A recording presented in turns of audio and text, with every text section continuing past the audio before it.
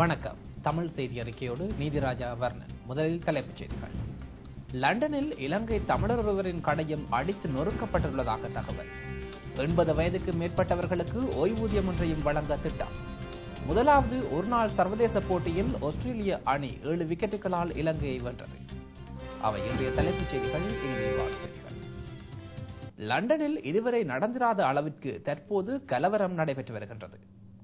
போலீசார் பெருமளவு குவிக்கப்பட்டுள்ளதால் லண்டனில் ஓரளவு அமைதி நிலவுவதாகவும் தெரிவிக்கப்படுகின்றது. எனினும் மற்ற நகரங்களில் வன்முறை தீவிரமடைந்துள்ளது. இதுவரை கலவரம் தொடங்கிய நாள் முதல் போலீசார் சுமார் 1100 பேரை கைது செய்துள்ளதாகவும் தெரிவிக்கப்பட்டுள்ளது.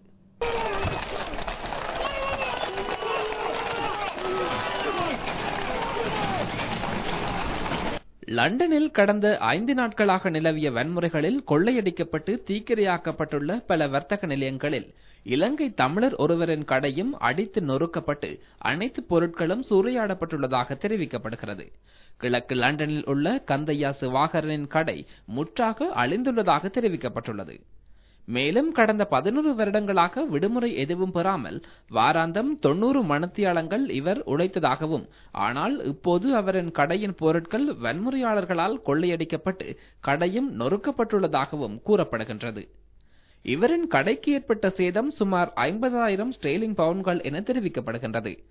அவரின் கட்டடத்திற்கு காப்புறுதி செய்யப்பட்டிருந்தாலும் அதனுள் இருந்த பொருட்கள் காப்புறுதி செய்யப்படவில்லை என்பது குறிப்பிடத்தக்கது.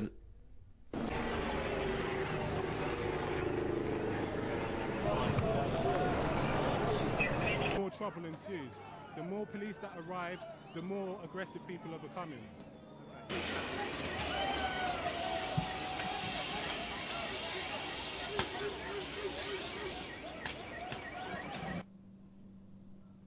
அடுத்த வரவு செலவு திட்டத்தினூடாக அங்கவீனர்களுக்கான கொடுப்பனவு ஒன்றையும் 80 வயதுக்கு மேற்பட்டவர்களுக்கு ஓய்வூதியம் ஒன்றையும் வழங்க எதிர்பார்ப்பதாக சமூக சேவைகள் அமைச்சர் ஃபீலிக்ஸ் பெரேரா தெரிவிக்கின்றார். கலகெதர கனிஷ்ட பாடசாலையில் இடம்பெற்ற நிகழ்வொன்றின் போதே அமைச்சர் இவ்வாறு குறிப்பிட்டார். அங்கவீனர்கள் இருக்கும் வீடுகளின் வாழ்வாதாரத்தை உயர்த்த ஒரு கொடுப்பனவை வழங்க வேண்டும். மேலும் 80 வயதுக்கு மேற்பட்டவர்களுக்கு ஓய்வூதியம் ஒன்றை வழங்கவும் எதிர்பார்க்கிறோம். இப்போதுள்ள ஓய்வூதியமும் போதாது என்று நினைக்கிறேன். 100 ரூபாய் எடுப்பதற்காக 200 ரூபாய் போக்குவரத்து செலவு ஏற்படுகின்றது. இது தொடர்பாகவும் நாம் கவனம் செலுத்தியுள்ளோம். வரவு செலவு திட்டத்தின் பின் இவை அனைத்தையும் சரி செய்து விடலாம் என நினைக்கிறோம். இதேவேளை இதே வைபவத்தில் கலந்து கொண்ட சர்வதேச நிதி திட்டமிடல் அமைச்சர் சரத் அமுனுகம தமது அரசாங்கம் ஏனைய அரசாங்கங்களைப் போலல்லாது வசதி படைத்தவர்களுக்கு வசதிகளை ஏற்படுத்திக் கொடுப்பதை விட வசதியற்றோருக்கான தேவைகள் குறித்தே கவனம் செலுத்தி வருவதாக தெரிவித்தார். அதிக பணம் நாட்டுக்கு கிடைத்தாலும் அதனை ஏழை எளிய மக்களுக்கு அவர்களுடைய தேவைகளை பூர்த்தி செய்து கொள்வதற்காக வழங்க வேண்டும். இதுதான் எங்கள் கொள்கை. எல்லாவற்றையும் அதிகாரத்தில் உள்ளவர்களுக்கும் பணக்காரருக்கும் சண்டியர்களுக்கும் எமது அரசு வழங்காது. ஏழை எளிய மக்களுக்கே வழங்கும். அதுதான் எமது அரசு.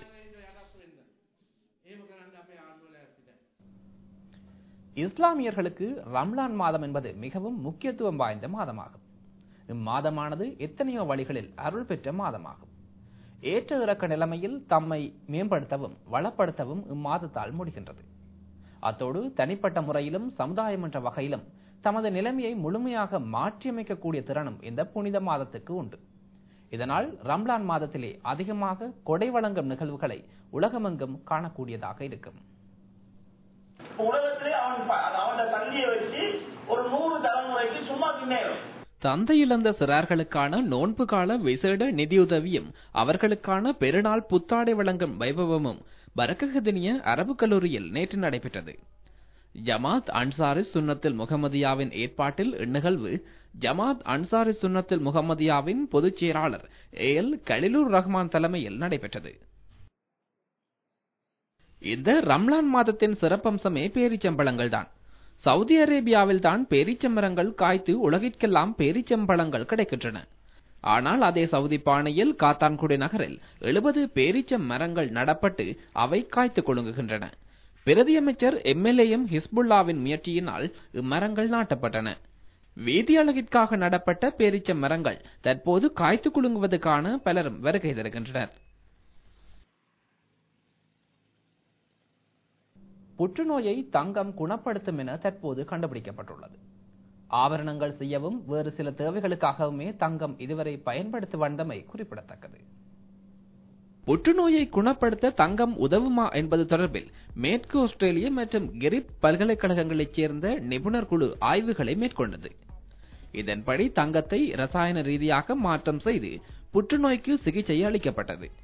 அதன்போது அதில் உள்ள ரசாயன பொருட்கள் புற்றுநோயை உருவாக்கும் கலங்களை மட்டுமே அளித்தன. மற்ற கலங்களுக்கு பாதிப்பு எதுவும் ஏற்படவில்லை. எனவே தங்கத்தின் மூலமும் புற்றுநோய்க்கு சிகிச்சை அளிக்க முடியும் என நிபுணர்கள் கருத்து தெரிவித்துள்ளனர். சாதாரணமாகவே தங்கத்தின் மதிப்பு அதிகரித்து ஏழை எளிய மக்களின் எட்டாக்கனியாக உள்ளது. தற்போது புற்றுநோய்க்கு சிகிச்சை அளிக்க பயன்படுத்துவதன் மூலம் அதன் பெறுமதி மேலும் அதிகரிக்கலாம் என தெரிவிக்கப்படுகின்றது. இலங்கை மற்றும் ஆஸ்திரேலிய அணிகளுக்கு இடையிலான 5 போட்டிகளை கொண்ட ஒருநாள் சர்வதேச தொடரின் முதலாவது போட்டியில் ஆஸ்திரேலிய அணி 7 விக்கெட்களால் வெற்றி பெற்றுள்ளது. நேற்றைய தினம் நடைபெற்ற இந்த போட்டியில் வெற்றி பெற்றதன் மூலம் 1-0 என்ற அடிப்படையில் ஆஸ்திரேலிய அணி இந்த தொடரில் முன்னிலை வகிக்கின்றது. பல்லேகல முத்தையா முரளிதரன் சர்வதேச கிரிக்கெட் அரங்கில் நடைபெற்ற இப்போட்டியில் முதலில் துடுப்படுத்த ஆடிய இலங்கை அணி 41.1 ஓவர்களில் 191 ஓட்டங்களுடன் சகல விக்கெட்டுகளையும் இழந்தது. இலங்கை அணியின் சார்பில் சுராஜ் ரந்தீவ் 41 ஓட்டங்களை பெற்றார். தனது 100வது போட்டியில் விளையாடிய ஆஸ்திரேலிய வேகப்பந்து வீச்சாளர் மிச்சல் ஜோன்சன் 31 ஓட்டங்களுக்கு 6 விக்கெட்டுகளை வீழ்த்தினார்.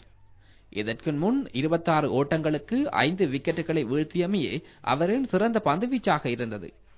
192 ஓட்டங்களை வெற்றி இலக்காக கொண்டு களமிறங்கிய ஆஸ்திரேலிய அணி 38.1 ஓவர்களில் 3 விக்கெட்டுகளை மாத்திரமே இழந்து வெற்றி இலக்கை அடைந்தது.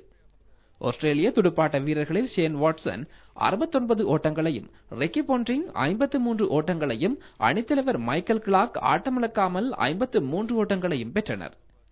இரு அணிகளுக்கும் இடையிலான 2வது ஒருநாள் சர்வதேச போட்டி ஹம்பாந்தோட்டையில் எதிர்வரும் ஞாயிற்றுக்கிழமை நடைபெறும். அந்த செய்தியுடன் நிறைவேற்றது இன்றைய தமிழ் செய்தி அறிக்கை. வணக்கம்.